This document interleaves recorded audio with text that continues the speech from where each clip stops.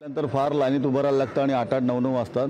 त्यामुळे लोक नक्कीच 11च्या आत मतदान करणार असं मला वाटतं. मतदानाच्या तिसऱ्या आणि चौथ्या टप्प्यात आकडेवारी कमी होती.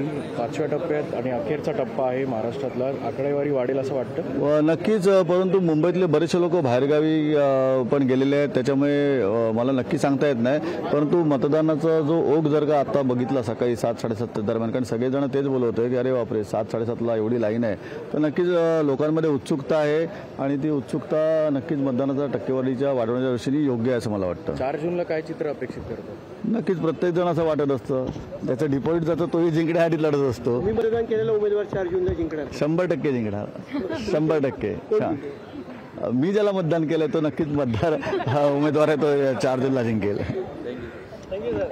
अमोल कीर्तिकर यांची प्रतिक्रिया आपण या ठिकाणी बघतोय. सकाळी सकाळीच लोकांनी मोठी गर्दी केलेली आहे आणि त्यामुळे मुंबईमधील मतदानाचा टक्का वाढेल असा विश्वास त्यांनी व्यक्त केला आहे आणि त्याचबरोबर योग्य उमेदवार लोक निवडून देतील असा विश्वासही त्यांनी व्यक्त केल्याचं पाहायला मिळत आहे. तर आज अमोल कीर्तिकर यांचंही भवितव्य ईव्हीएम मध्ये कैद होणार आहे. नक्कीच मेहनतीला फळ नक्कीच मिळणार आहे. नक्कीच पहिल्यांदाच असं होतंय राजकारणातलं जे चित्र आहे वेगळं पाहायला मिळतंय.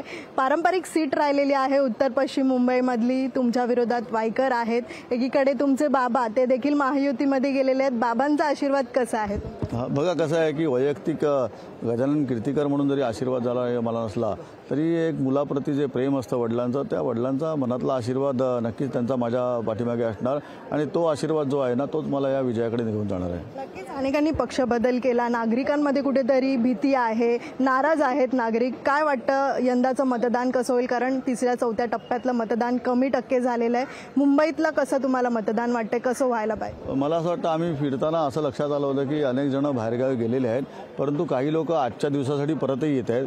पण मतदानाचा टक्का म्हणजे मी जेव्हा मतदानाला यायचो इकडे तेव्हा 7:30-8 पर्यंत अशी गर्दी नसायची. फार मोठ्या प्रमाणात गर्दी आहे, म्हणजे साधारण 10च्या दरम्यान जी गर्दी असते ना ती आता दिसते. त्यामुळे मतदारांमध्ये एक प्रकारचा उत्साह नक्की आहे आणि तो उत्साह मतदानाचा टक्का वाढवण्याच्या दृष्टीने आपल्याला पुढे घेऊन जाईल. खूप खूप धन्यवाद अमोलजी. नक्कीच सर, आपण पाहू शकतो सकाळी पहाटेच अनेक मतदार जे आहेत आपल्या घरातून बाहेर पडलेले आहेत आणि अमोल कीर्तिकर यांनी देखील आपल्या पत्नीसह आपल्या मतदानाचा हक्क बजावताना आव्हान देखील केलेलं आहे. कारण सकाळची वेळ आहे आणि यावेळी मोठ्या प्रमाणात नागरिक जे आहेत, मतदार जे आहेत ते मतदान करण्यासाठी घराबाहेर पडलेले पाहायला मिळत आहेत. व्हिडिओ जर्नलिस्ट सुनील वर्मासह मीनाक्षी म्हात्रे, लोकशाही मराठी, मुंबई. तर अमोल कीर्तिकर यांची प्रतिक्रिया आपण या ठिकाणी जाणून घेतलेली आहे. माझ्या वडिलांचा आशीर्वाद माझ्यासोबत असल्याची प्रतिक्रिया त्यांनी दिली आहे. गजानन कीर्तिकर जे विद्यमान खासदार आहेत आणि त्यामुळे त्यांना जी मतं पडणार आहेत ती सुद्धा मलाच पडतील असा विश्वास त्यांनी व्यक्त केल्याचं पाहायला मिळालं होतं.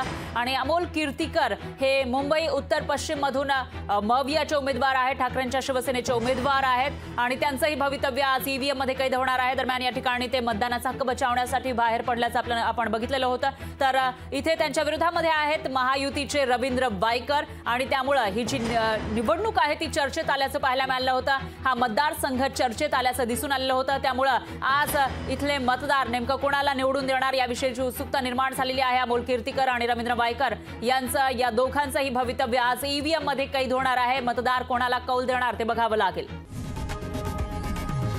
लोकशाही मराठी ऐका, पहा, जागरूक रहा.